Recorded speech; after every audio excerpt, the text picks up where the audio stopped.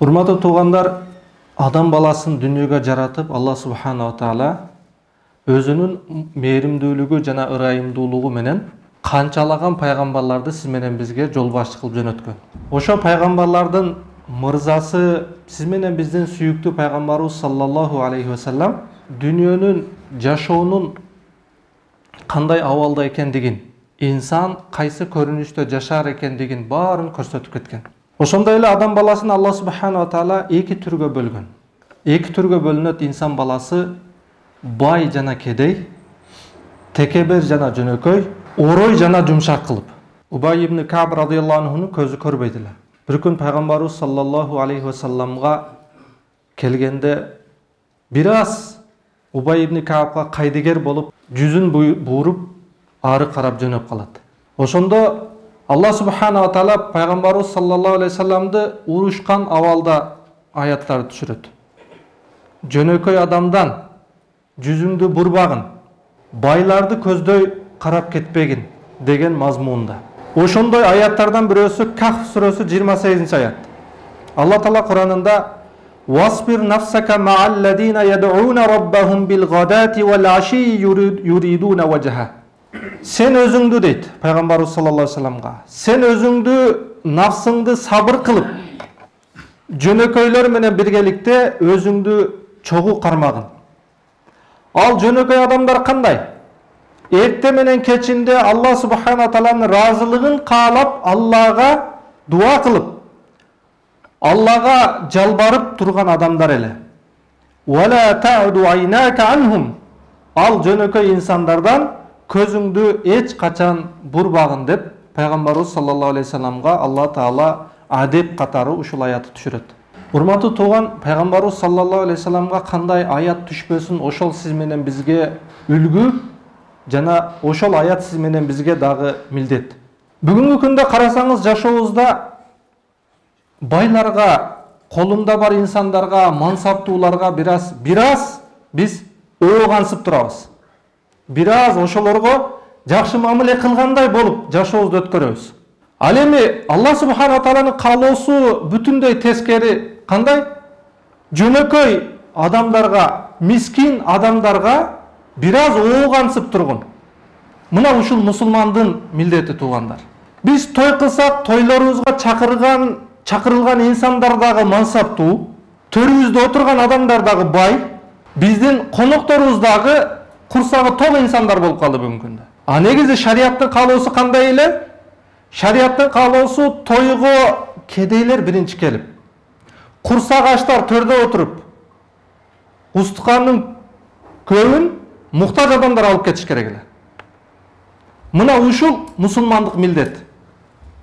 Эмне үчүн мусулмандар ошондой мансаптууларга, байларга бир аз оогонсуп жашоо өткөрүп калды? Дүйнөдөгү өзүнүн муктаждыктарын ошол аркылуу чечип алыш максатында. Андай байлардын байы, андай падышалардын падышасы сиз менен биздин жаратуучубуз Алла субханала таала. Биз ошол затка оогансып жашасак, ошол затка жүздөнүп жашасак, мына ушул инсандын бактылуулугу, мына ушул инсандын Алла субхана таала сүйгөн инсандардын катарына кошулган адам. Хариса ибн Вахб радыйаллаху анху мынтип айтат да: пайгамбарыбыз саллаллаху алейхи вассаламда мен мынтип айтканын уктум. "Ала ухбирукум би ахлил жанна." Эй урматтуу элдер, силерге бейиштик эл жөнүндө кабар берейинби деп Расулуллах саллаллаху алейхи вассалам айтат дейт. Анан өзү жооп берип атат: "Куллу заифин мутазаафин." Ар бир алсыз жөнөкөй инсан, мына бейиштик эл. "Лау аксама алаллахи ла абарраху." Эгер Аллага касам итсе, Алла таала касамынын үстүнөн чыгартат ошол инсанды. Кандай кылат? Алла, менин ушул муктаждыгымды чечип бер деп дуа кылса, дуасы кабыл болот. Ал эми "Ала ухбирукум би ахлин нар." Тозоку элдерден болгон элден кабар берейинби деп пайгамбарыбыз саллаллаху алейхи вассалам сурап, жооп берип атат: "Куллу утуллин жаввазин мустакбирин." Ар бир жүрөгү каттуу, орой мамилелүү, теке бир адам бул тозоку элдерден деп пайгамбарыбыз саллаллаху алейхи вассалам жооп берди. Алсыз пендени Алла субханала таала жакшы көрөт. Кедей пендени Алла субхана таала жакшы көрөт. Бирок айтып кетүүчү нерсе кедейлик фазилет эмес. Мен кедеймин, алхамдулилlah, бул фазилет деген эмес. Кедейликке сабыр кылып, кедейликке ачкалыкка сабыр кылып, ошого шүгүр кылып жашаган бул фазилет. Кээ-бирки кедей инсандар бар. Байларды көрүп туруп, байлардын байлыгын көрүп туруп ушунчалык суктанат. Биринчиден. Экинчиден, ошо байлардай болуп тең ата жарышат. Байлар инсандар чакырып кенен той берсе, кедей да карыз алып ошондой той берет. Бул Алла субхана таала эки барабар жаман көргөн инсандардын катарына кошулат. Эмне үчүн? Өзү кедей болуп туруп текеберлик кылат. Кедей болуп туруп эл көрсөнгө амал кылат. Бул инсандарды Алла субхана таала эки барабар жаман көрөт. Бул жерде хадисте айтылып жаткан кедей жөнөкөй инсан ошо колунда жоктугуна сабыр кылып, эч кимден суранбастан Алла субхана таала тагдырыма жазган ушул нерсе экен деп таквалык кылган инсандын фазилети жөнүндө айтылып жатат. Мына ушул инсан байларга караганда Алланын алдында даражалуу инсан. Ошондуктан биз жашообузда, урматтуу тууган, биз өзүбүз кедей болойлу, бай болойлу, мансаптуу болойлу, мансапсыз болойлу, кандай болбосун, жаныбыздагы инсандардын кедейлерине жакшыраак көңүл буруп жашаштык бул мусулмандын милдети. Мына ошондо сиз менен биз өнүгөбүз. Мына ошондо сиз менен биз мусулмандык келбетке келе алабыз, урматтуу туугандар. Марра ражулун алан наби саллаллаху алейхи вассалам. Бир күн пайгамбарыбыз саллаллаху алейхи вассалам ушундай бир жолдун четинде отурса, bir kişi ötüp baratты. Faqala li rajulin indahu jalisin. Пайгамбарыбыз саллаллаху алейхи вассаламдын жанында bir kişi отурат эле. Ошо кишиге кайрылып мынтип айтты. Hadis ulamалар айтат, ошо пайгамбарыбыз саллаллаху алейхи вассаламдын жанында отурган Аби Зар радияллаху анху эле деп айтат. Пайгамбарыбыз саллаллаху алейхи вассалам Аби Зар радияллаху анхуга карап туруп мынтип айтты. Ма рa'юка фи хаза? Муну көчөдөн өтүп бараткан киши жөнүндө сен оюң кандай деди. Бизде оюбуз бар го? Муну жакшы адам, муну жаман адам, муну мансаптуу адам, муну мындай. Ошо катары пайгамбарыбыз саллаллаху алейхи вассалам сахабадан сураганда, "Рожулун мин ашрафин нас." Бул адамдардын эң улусу, бул мартабалуу биздин арабызда деди. "Хаза валлахи хариюн." Аллага касам, менин сөзүм акыйкат. "Ин хатаба айюнкаха." Эгер бул бир аялга барып үйлөнөм десе, сөзсүз аял буга тиет.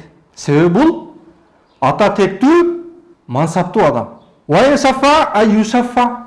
Бирөөгө сафаат кылып, колун, жардам колун созсо, колу жетет. Дегенде фасаката Расулуллах саллаллаху алейхи вассалам. Пайгамбарыбыз унчукпай отуруп калды. Сумма марра ражулун ахар. Бир канча убакыттан кийин башка киши өтө баштады. Ошол жолдон башка киши басып баратканда, фaqala ла Расулуллах саллаллаху алейхи вассалам, "Ма рa'юка фи хаза?" Муну киши жөнүндө эмне дейсиң? Кайра эле ошо жанындагы кишиден сурады. Анда ал жооп берди: "Я Расулуллах, хаза ражулун мин фуқарал муслимин." Бул мусулмандардын эң кедейи болуп эсептелет. Хаза хариюн. Хакыйкат. Ин хатаба алла юнках. Бирөөгө жуучу койсо, буга эч ким тийбейт. Ва ин шафа алла юшафа. Бирөөгө жардам колун созсо, колу да жетпейт. Мунун колу кыска. Ва ин қалал алла юсма ли қаулихи. Эгер бир нерсени айтса, элдер анын сөзүн укпайт. Арабызда бир жөнөкөй адам боло турган болсо, бир машварада отурат, бир кеңештимеде отурат, туруп сүйлөсө, угуп да койбойбуз го биз. Кудум ошондой адамдардан бирөөсү бул деди. Эч ким мунун сөзүн укпайт. Ошондо пайгамбарыбыз саллаллаху алейхи вассалам айтты, сөздү караңыз.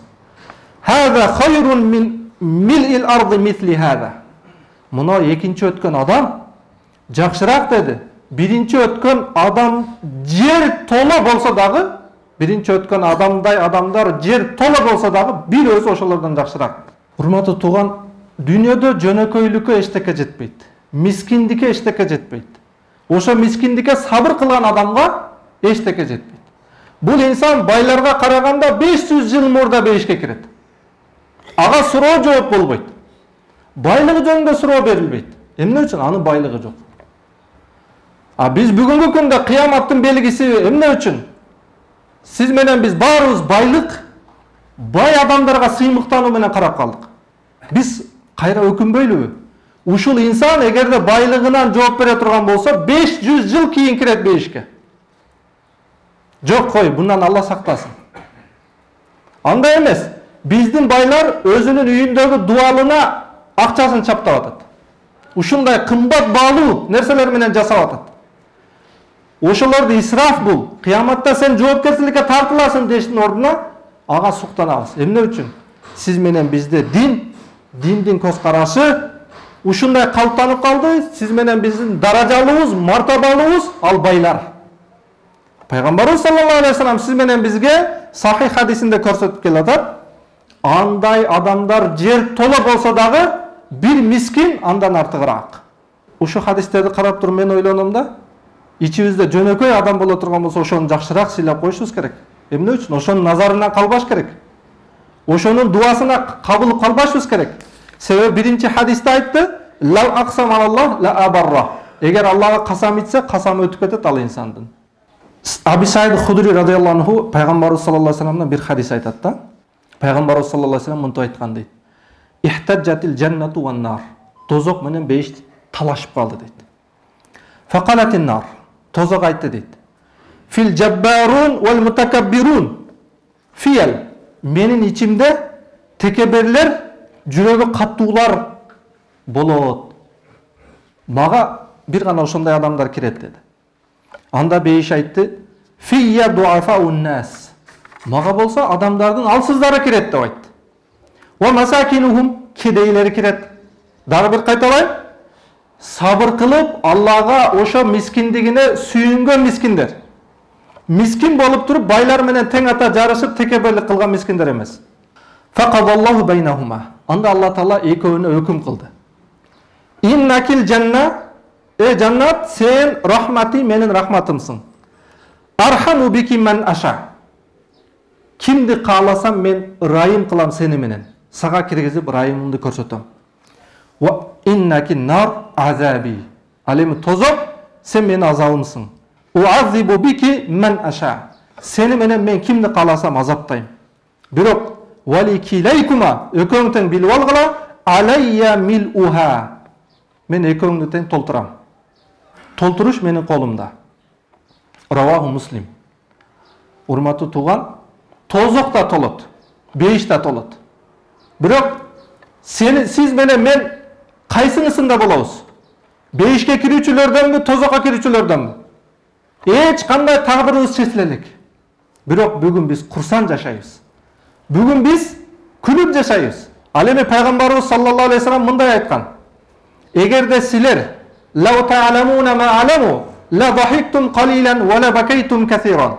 Эгер мен билгенди силер билгениңерде азыраак күлүп, көбүрөөк ыйлайт элеңер. Тилекке каршы биз мусулмандар өтө кенен жашап калдык.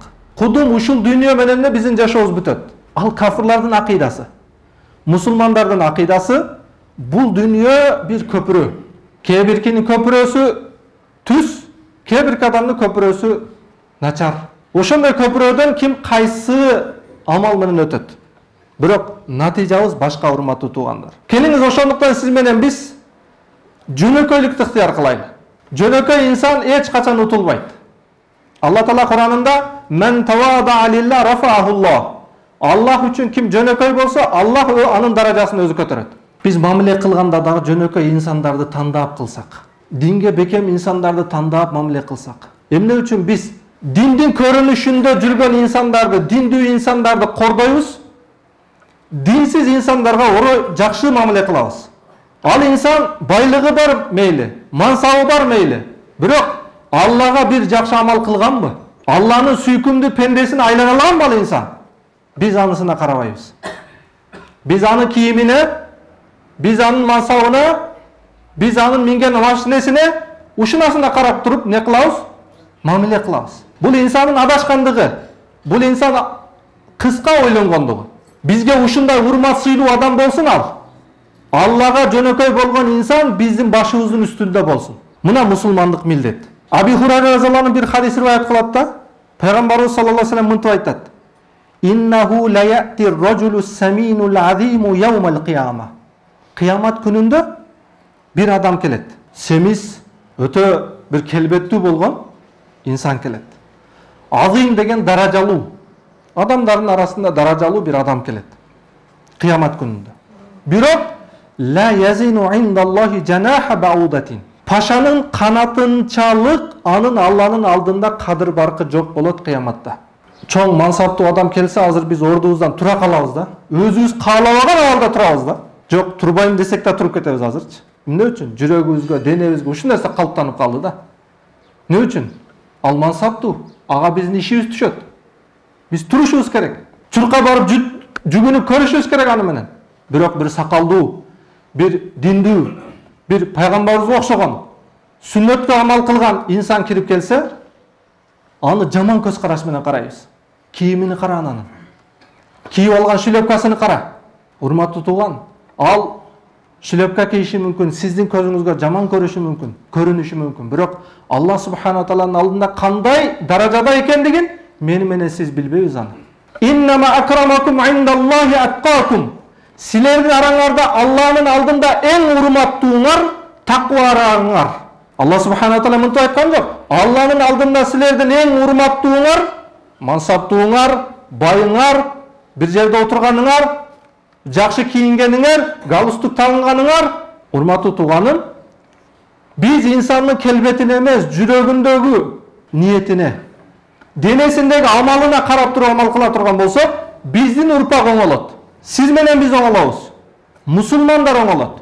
Бири-бирибизге болгон мамиле. Ар бир инсан мусулманды коргобостон, мискинди коргобостон, жөнөкөй инсанды коргобостон кадыр барк менен жашай турган болсок, мына мусулмандардын кадыр баркы ушунда көтөрүлөт. Эмне үчүн мусулмандардын кадыр баркы түшүп баратат? Мына ушул себептен. Мен жана сиз мусулманды кордогонубуз себебинен кадыр баркы түшүп баратат. Аби Хурайра разияллаху анху башка хадисинде риваят кылат. Анна имратан сауда канат тaqumul masajid. Мечитти пайгамбарыбыз саллаллаху алейхи вассалам заманасында бир аял кара түстүү аял шыпырып тазалайт эле. Бир риваятта бир жигит тазалайт эле деп келет. Пайгамбарыбыз саллаллаху алейхи вассалам дайыма көрүп турат эле аны тазалап жүргөндүгүн. Бир күн жоготуп койду. Ошондо пайгамбарыбыз саллаллаху алейхи вассалам фасаала анха. Ошол жөнүндө сурады. Мен дайым мечит шыпырган бир жигитти көрчү элем. Жокку ал. Ошондо сахабалар жооп беришти. Мата. Ал дүнүйөдөн кайтыш болду. Пайгамбарыбыз саллаллаху алейхи вассалам эмне деп айтты? Афала кунтум азантумуни бихи? Эмнеге мага айтып койбодуңар? Мага эмнеге анын өткөндүгү жөнүндө кабар берип койбодуңар? Факааннахума саггару. Кудум пайгамбарыбыз ошонун өткөндүгүн кичине иштеп сездиңер деп атат да. Биздин жашообузда ушундай да. Мискин, көзгө көрүнбөгөн жөнөкөй адам өлсө, болду да. 4 адам жаназасын окуйт, апал көмүп коет. Бири-бирине кабар да айтпайт. Паланчы өтүптүр дебейт. А бир мансаптуу адам өтсүн, бар, өтүптүр, түгүнчө өтүптүр, барып коелу. Жаназасына барып коелчу, баласы көрөт да. Тууган уруу көрөт да, уят да. Ал адам өлүп калган. Бирок өлүк ошонун уятынан коркуп сиз менен биз жаназасына барабыз. Мискин адам өтсө, 4 адам окуйт, жаназасын көмүп коет. Кудум ушундай окуя сыяктуу окуя кайталанып атат. Пайгамбарыбыз саллаллаху алейхи вассалам не деди? Дуллуни аля кабри. Мени кабрына алып баргыла. Кабрына алып баргыла. Фадаллаху фасалла алейх. Сахабалар пайгамбарыбыз саллаллаху алейхи вассаламдын кабрына алып барды. Пайгамбарыбыз кабрдын үстүндө туруп, ошол мечит шыпырган инсандын жаназасын окуду. Сумма кала: "Инна хадихил кубура мамлуатун зулматан аля ахлиха." Бул кабр толо, ичи толо адамдар караңгылыкка бөлүнүп жатат. Кабыл бул караңгылык. Ар бир инсан караңгылыкка бөлүнүп жатат. Ва инналлаха таала юнаввируха лахум бис-салати алейхим. Алем азыр Аллах субхана таала менин окуган жаназамдын себебинен кабырды нурлантты деп айтты. Муттафакун алейх хадис. Бул жерден эмне билип жатат, урматтуу туугандар? Биринчиден, ар бир мискин жөнөкөй инсан өлсө, ошону кабырына чуркка барып жаназасын окуңуз. Эмне үчүн? Ал жөнөкөй инсан. Жаназада 2 фазилет берилет. Эгер өлгөн адам таква, Аллага жакын инсан болсо, жаназа окуган адамдардын күнөөсү кетирилет. Сиздин күнөөңүз кечирилиш үчүн барып окуңуз. Эгерде жаназа окуучу адамдар таква болсо, жаназа окулган адамдын күнөөсү кетирилет. Ошондуктан эч бир жаназаны кичинекей деп эсептебейли биз. Пайгамбарыбыз саллаллаху алейхи вассалам барып жаназасын окуду. Ар бир адам барып жаназа окуганга бул жерде таргип болуп жатат. Кызыктыруу. А бизде көрүнүш кандай, урматтуу туугандар? Өкүнүч болсун, тилекке каршы жаназага барабыз, баласы көрсін, мені көріп қойсын, атаң жаназасына келатам. Барып жаназаға даярданыңыздар дегенде четте, көчөнүн четинде туруп коебуз. Эмне үчүн? Менде дарат жок, мен билбейм жаназаны. Сиз билбейсиз, атаңыздын да жаназасын окушту билбейсиз. Сиз атаңыздын акысыны бере албаган адамсыз. Ар бир мусулмандын жаназасын окуш милдет эле. Жок, биз четте туруп коебуз. Эмне үчүн? Биз эл көрсөнгө барганбыз, анын баласы көрсүн үчүн барганбыз. Көрдү, бүттү. Ал эми шариятта жаназа окуган адамга бир кыраат сооп берилет. Барып жерге коюп, жайга көмүп үстүнө топурак таштаган адамга 2 кыраат сооп берилет. Бир кыраат Ухуд тоосундай сооп. 2 кыраат соопту алып келе турган нерсеге биз эл көрсөнгө барабыз. Көрүп койду, болду, кайтабыз. Жаназа жок, анын үстүнө топурак таштоо жок. Экинчи маселе, кабыр, пайгамбарыбыз саллаллаху алейхи ва саллям айтып атат, караңгылыкка толгон жер деп жатат. Урматтуу тууган, кабыр караңгылыкка толгон жер. Кап караңгы жер, шеригиңиз жок, ал жерде эч ким жок. Мункар, накир деген суроо бар. Эч ким аны тааныбайт, эч ким да ал тааныбайт. Тааныш билиши жок 2 периште бар ал жерде. Сиз менен бизге суроо жоопту берген 2 периште бар. Кабыр качан нурланат? Пайгамбарыбыз саллаллаху алейхи ва саллям айтат, "Юнавируха лахум бис-салати алейхим." Менин жаназам себебинен булардын кабыры нурланды. Жаназанын себебинен кабыр нурланат. Жакшы амалды себебинен кабыр нурланат. Илимдин себебинен кабыр нурланат. Биздин кабырыбызда шерик боло турган нерсе салих амалыбыз гана, жана жаман амалыбыз гана. Сиз менен биз сыймыктанып, көкөрөбүзгө басып көтөрүп аткан балабыз кабырыбыздан кайтат. Эң сизге мээримдүү, эң сизди жакшы көргөн инсан болсо, балаңыз болсо, кабырыңыздын үстүндө өтө көп турса 2 саат турат. 2 сааттан кийин курсак ачат, чарчайт, анан үйүнө кетет.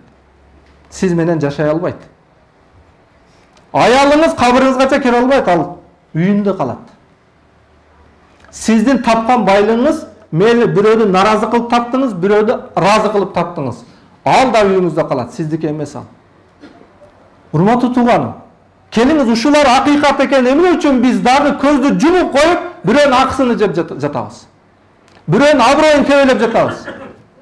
Мансаптуулардын аркасынан чуркап баратабыз, кедейлер калып атат. Ал эми Алла субхана ва таала пайгамбарыбыз саллаллаху алейхи ва саллям айтып атат: "Васбир нафсака ма'аллазина." Сабыр кылгын, нафсыңды сен жөнөкөй инсандар менен кармап тургун. Мына сиз менен бизге Алла субхана ва тааланын өкүмү. Эч нерсе кыла албасак дагы биз өзүбүздү кедейлер менен чогуу кармайлы. Текебер эмес, салих амалы бар кедейлер. Кедей салих амалы да жок, өзү да текебер. Ибадаты да жок. Алар бул фазилетке ээ эмес. Урматтуу туугандар, Пайгамбарыбыз саллаллаху алейхи ва саллям сахабаларга, сахабаларым, ушундай отурганыбыз канчалык чын болсо, акырет менен, тозок менен бейиш ушунчалык чын деп айткан. Биз менен сиз канчалык отурганыбыз чынбы? Акырет ушунчалык чын. Бирок бир аз мөөнөт бар. Ал мөөнөттү бир аны Алла таала билет. Кыямус саат, акыреттин, кыяматтын келишини бир аны Алла таала билет. Бирок анын белгилери көп өтүп бүттү. Анын белгиси Пайгамбарыбыз саллаллаху алейхи ва саллям хадисте айткан эле го. Касиятун ариятун деген эле. Кыяматтанга жакын адамдар, аялдар ушундай бир кийимдерди кийип калат, кийим кийген, бирок кийимсиз сыяктуу деген эле. Аны уламалар мынтип тафсирлеген. Кантип кийимсиз десе, бир аял өтө тар кийинет, кийимсиз сыяктуу. Бир аял өтө жука кийинет, кийимсиз сыяктуу. Мына мени күнөөкөр көзүм, сиздин күнөөкөр көзүңүз көрүп атат азыр ушул нерсе. Бул кыямат деген. Чоң белгилери калды. Иса алейхиссаламдын түшүштүгү, Даджалдын чыгыштыгы, Ажуз-Мажуздун чыгыштыгы, чоң белгилер гана калды. Имам Махдинин түшүштүгү. Биз ушуларды келиштигини күтүп атабыз, урматтуу туугандар. Не биз ушуларды күтүп атабыз ибадат кылыш үчүн? Жок. Алар келет, артынан күн кыбыладан чыгат. Күн кыбыладан чыккандан кийин инсандын дуасы кабыл болбойт. Ибадаты кабыл болбойт. Экинчи маселе, жаны гаргарага келгенде, тамагына келгенде адамдын дуасы кабыл болбойт. Кандай эле Фираун алейхиланын дуасы кабыл болбогондой. Фираунду Нил жутуп баратты, Нилди карап туруп Фираун тобо кылды, бирок Алла таала кабыл кылбады. Эмне үчүн? Сен жаның гаргарага келди. Азыр суу түшсө сен өлөсүң. Сежде кылды эле. Келиңиз урматтуу тууган. Алла субхана ва таала Куранында кандай өкүм кылды? Пайгамбарыбыз саллаллаху алейхи ва саллям хадисинде кандай хадистерди айтты, баяндады. Ошону менен жашайлы. Мына сиз менен биз бактылуубуз. Мындай деген жок, мына кесипти кыл, мына кесипти кылба. Бардык Куранда адал деген кесипти кыла бериңиз. Бирок ошону Курандын өкүмү, пайгамбардын хадиси менен кылыңыз. Ошондо сиз да бактылуу, биз да бактылуу, урпак да бактылуу. Аллах субхана ва таала баарыбызга айтылган маселелерге амал кылуучу, Курандын өкүмү менен, пайгамбардын хадиси менен жашоочу инсандардан кылсын. Ассаламу алейкум ва рахматуллахи ва баракатух.